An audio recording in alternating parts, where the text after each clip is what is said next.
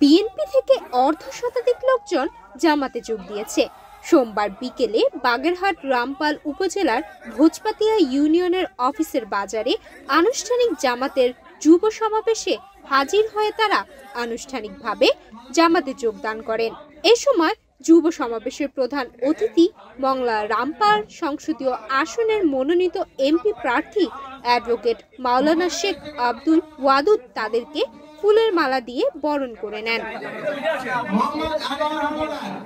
পদ্মা সেতু, metro rail এবং elevated expressway নির্মাণের গর্বিত অংশীদার বসুন্ধরা সিমেন্ট।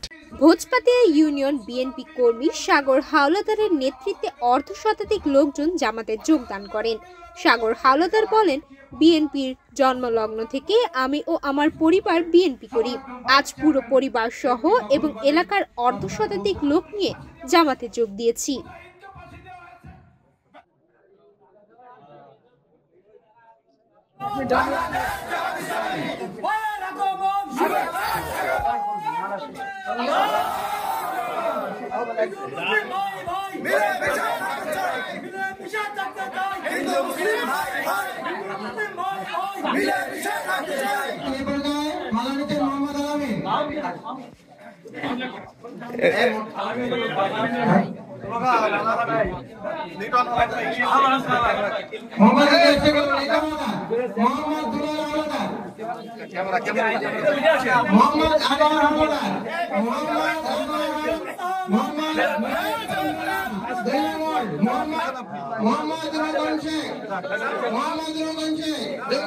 আজকে যোগদান অনুষ্ঠান জামাত ইসলামীতে যোগদানের হিড়িক পড়ে গিয়েছে,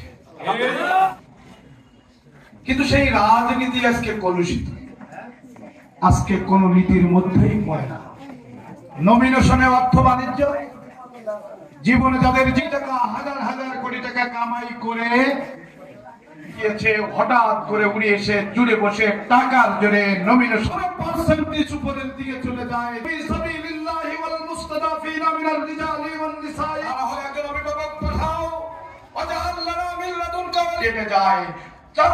শিকার হয় কিন্তু চেপে যায়।